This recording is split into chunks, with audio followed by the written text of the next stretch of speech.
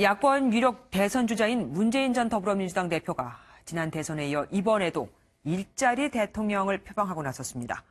131만 개 이상의 일자리를 만들겠다고 공약한 겁니다. 현실성이 있을까요? 김문영 기자가 보도합니다.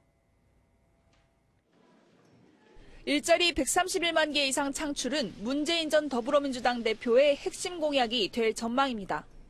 공공부문 충원과 노동시간 단축 등을 통해 구체화하겠다는 계획입니다.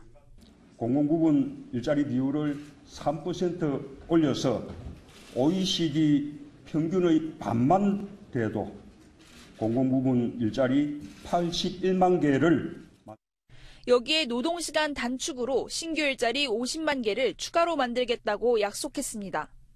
더 나아가 비정규직도 정규직으로 전환하겠다는 계획으로 이 경우 131만 개 이상의 일자리 창출이 가능하다는 설명입니다. 현실성을 갖기 위해서는 어떻게 재원을 마련할지가 핵심입니다.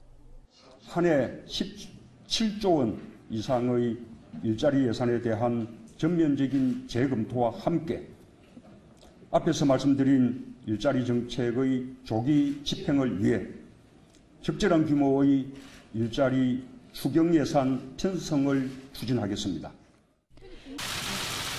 더불어민주당 송영길 의원이 문재인 캠프 합류를 선언했습니다. 비문 호남 중진의 합류로 주목받았습니다. 하지만 송 의원은 합류 기자회견에서부터 문 전 대표의 핵심 공약을 비판했습니다. 공공 일자리 81만 개, 이것은 정확한 메시지가 잘못 나갔다고 생각합니다. 국가 예산과 세금을 걷어가지고 나눠주는 일처리는 누가 못하겠습니까? 국가 예산과 세금을 걷어가지고 나눠주는 일처리는 누가 못하겠습니까? 우리 그 캠프나 선대위에 다양한 생각을 가진 분들이 함께 할 수 있는데, 그러나 후보는 접니다.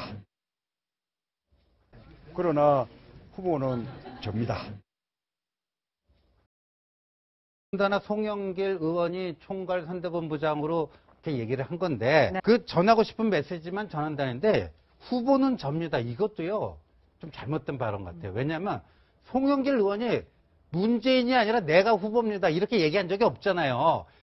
우리 캠프 내에서 충분히 토론을 통해서 결정을 하겠다 이렇게 얘기하면 되지, 다음에 이걸로 됐죠? 그럼 내가 결정하면 다 된다.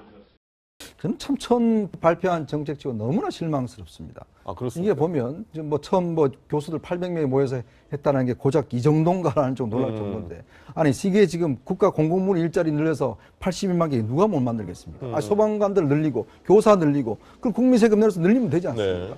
근데 정말 일자리가 중요한 건 지속 가능하냐가 중요하지 않겠습니까? 지금 일자리가 왜 없는가 하면 지속 가능한 일자리, 그다음에 고질의 일자리, 이게 없기 때문에 문제가 아니겠어요. 예전에 서울시 같은 경우도 일자리 늘린다고 해서 그 예산 뽑아갖고 어르신들 몇 시간씩 일하게 해서 일자리 숫자 늘렸어요. 그 예산 끝나니까 탁 없어졌습니다. 그러니까 일자리가 평균이 확 떨어졌어요. 이건 마찬가지입니다. 지금 이 국민들 세금 내갖고 다 일자리 만드는 거 아니겠어요? 지금 이걸 요구하는 게 아니지 않습니까? 어떻게 하면 일자리 정말 근본적인 지속 가능한 일자리를 만들 것인가, 이걸 대책을 내놔야 되는데 지금 이야기해서 공공부, 소방관, 경찰, 교사 늘려서 일자리 만들겠다? 이건 누구나 할 수 있는 일자리죠. 그리고 여기 나오는 아이들 엄마들 같은 경우에 초등학교에서 근무 유연 시간에 10시부터 4시까지만 임금 감소 없이 일하겠다? 이러면 기업들이 누가 고용을 하겠습니까?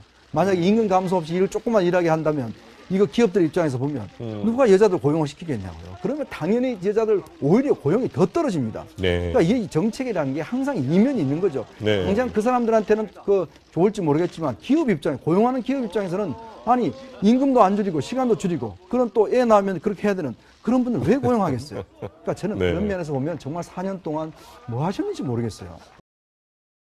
어제 문 전 대표께서 취업 공약으로 공공부문 일자리 81만 개, 노동시간 단축으로 50만 개를 추가로 만들겠다라고 공약을 하셨습니다. 참으로 무책임하고 인기 영합적인 발상이 아닌가 하는 생각이 듭니다. 지금 대한민국의 공공부문 부채는 사상 처음으로 1,000조 원을 넘어서고 있습니다. 이런 상황에서 공공부문 일자리 131만 개를 추가로 만들려면 연간 수십조 원이 더 필요합니다. 하지만 문 전 대표의 재원조달 방안은 한심하기 짝이 없습니다. 한 해 17조 원 이상 투입되는 일자리 예산을 전면 재검토하고 적절한 규모의 일자리 추경 예산을 편성하겠다는 정도인데, 일자리는 한 번 만들면 예산을 매년 투입해야 되기 때문에 신중을 기해야 됩니다. 문 전 대표는 또 우리나라 공공부문 일자리가 OECD 평균의 3분의 1 수준인 7.6%라고 밝혔습니다. 그런데 확인해보니 공공부문 일자리 상위 국가 대부분이 우리와 상황과 환경이 다른 북유럽 국가들이고, 그나마 상황이 비슷한 일본은 7.9%로 우리와 비슷했습니다. 특히 2001년부터 공공부문 일자리 통계를 집계한 OECD 18개 회원국 중 공공부문 일자리가 증가한 국가는 영국, 캐나다, 그리스 단 3개 나라뿐입니다. 그중 공공부문 일자리를 가장 많이 늘린 그리스는 정치인들의 포퓰리즘 탓에 일자리는 늘어났지만 재정이 파탄나 국민들이 큰 고통을 겪고 있습니다.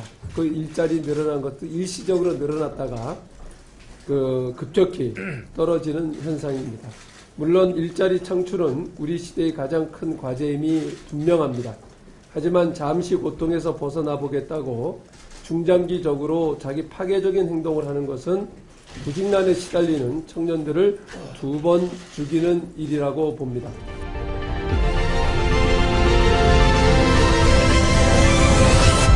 문재인 전 더불어민주당 대표는 공공부문에서 81만 개의 일자리를 만들겠다고 했고요. 자세히 보면 이들 후보들이 낸 정책에는 숨어있는 함정이 있습니다. 일자리를 만드는데 국민들이 낸 세금을 쏟아붓겠다는 거죠.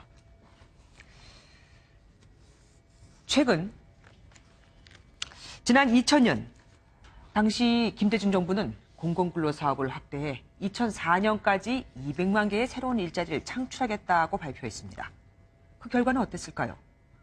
경제활동 인구는 조금 늘었지만 40만 명의 청년 실업자가 발생했고 20대 근로자 절반이 임시직이나 일용직으로 내려앉고 말았죠. 2008년 당시 이명박 정부는 4대강 사업으로 34만 개의 일자리를 만들 수 있다고 호언장담했지만 실제로는 4천 개에 그쳤고 그것도 대부분 일용직이었습니다. 결국 정부가 세금을 들여 만든 공공일자리는 대부분 고용의 질도 좋지 못하고 불안정한 비정규직이 대부분입니다. 그런 역사를 알면서도 다음 대통령을 하겠다는 분들은 지금 그 전철을 똑같이 밟겠다며 국민들을 현혹하고 있습니다. 제대로 된 일자리란 기업들이 스스로 인력이 필요해 채용 공고를 내고 정식 직원을 채용하는 그런 거 아니던가요?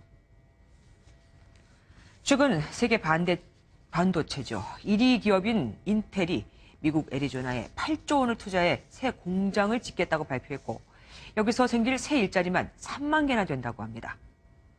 일본은 아베 총리의 친시장 드라이브 정책이 먹혀들면서 대기업이든 중소기업이든 사람 구하기가 더 어렵다고 대졸자는 즐거운 비명을 지를 정도라고 합니다. 바로 이런 겁니다. 정부가 제도적 뒷받침을 해주면 기업들은 스스로 일자리를 만들어냅니다. 지난해 우리나라 10대 그룹의 사내 유보금은 550조 원, 사상 최대였습니다. 일자리를 만드는 투자 증가율은 마이너스 2%. 돈을 금고에 넣어두고 꺼내질 않으니 일자리는 언감생심, 생각도 못하는 거죠.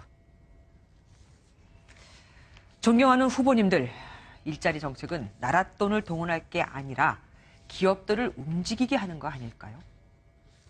우리나라가 사회주의 국가도 아닌데 경제난, 취업난의 돌파구를 공공부문 일자리 만드는 걸로만 해소하려고 하는 건 옳은 일이 아닙니다. 국민의 세금을 걷어서 단기적인 일자리를 만들어내는 그런 공약이 아닌 대기업들을 어떻게 설득한 것인가, 그들이 어떻게 일자리를 만들게 할 것인가, 그런 정책을, 공약을 발표하는 후보를 기다려 보겠습니다. 뉴스저점이었습니다.